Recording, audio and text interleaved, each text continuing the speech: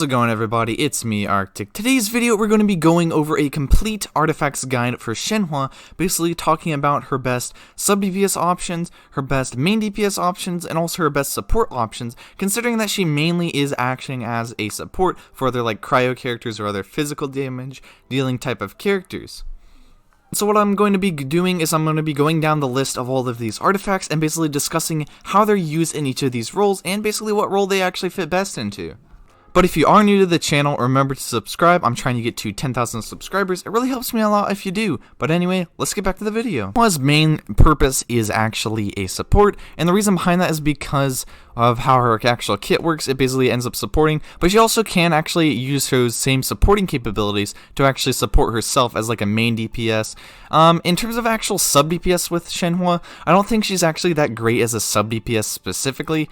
Like, you can actually build her as a sub DPS. It's just that her ult, which is her main sub DPS type of form of damage, doesn't really have that high of actual damage scaling. It's more so actually for buffing like her E-spell damage or like her like auto attack damage, something like that, or support basically. So the Bloodstained Chivalry set is actually pretty okay if you are running Shenhe as a main DPS and you are going to run her as a physical main DPS.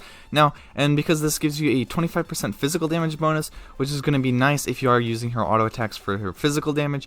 And then also, if you do plan on going with the 4-piece of this, after defeating opponents, you're going to increase your charge attack damage by 50%, which is quite a bit, and also is going to decrease its stamina cost to 0 for 10 seconds. So if you're planning on going and running her like a physical type of Hu Tao type of character, this could actually work out pretty decently as a main DPS option. The Gladiator's Finale set is a okay option if you are planning on running it as its 4-piece basically, or just a 2-piece of this, like, because you can go like a 2-piece Glad, 2-piece like Cryo set or something like that if you're planning on just getting like a good amount of damage and whatnot for your Shenhe. But actually the Sheminawa set is probably a lot better if you are going for more like auto attack focused damage, but we'll talk about that in a second. Now I just want to talk about Pale Flame set's 4-piece, and now the reason why Pale Flame set's 4-piece won't work on Shenhe is because it actually only lasts for 7 seconds, and in order to get both of the stacks you have to have 1 stack active, and so pretty much you can't actually get these 2 stacks with Shenhe's because her skill on the press skill is actually like a 10-second duration on it, 10-second cooldown basically.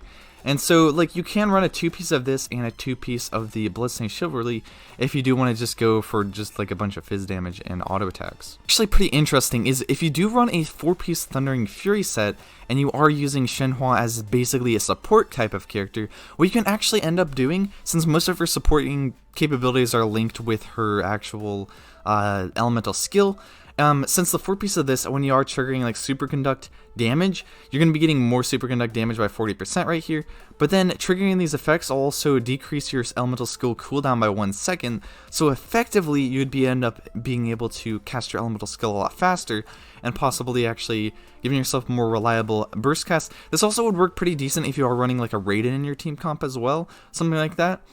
Just a few thoughts on that. The Noblesse Oblige set is actually going to be probably her best supporting type of option. The reason behind this is because you do get the extra elemental burst damage, and so pretty much as a support you're going to run her mostly for like sub DPS damage and whatnot, so that's going to factor into that.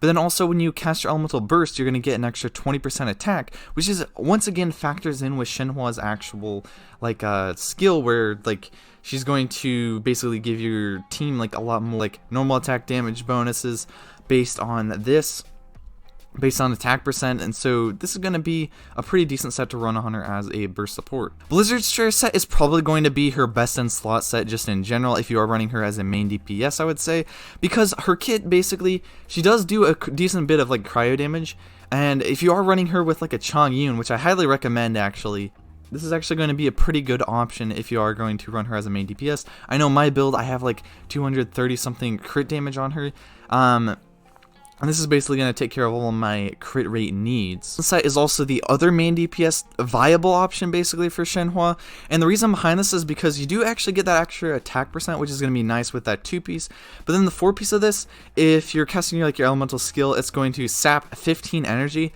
but basically you're going to be getting 50% increased damage on this for 10 seconds. And now what's nice about Shenhe's skills is that like her first skill, what it ends up doing is if you do the press on it, you're going to be gaining like that like extra like elemental burst and elemental skill damage basically.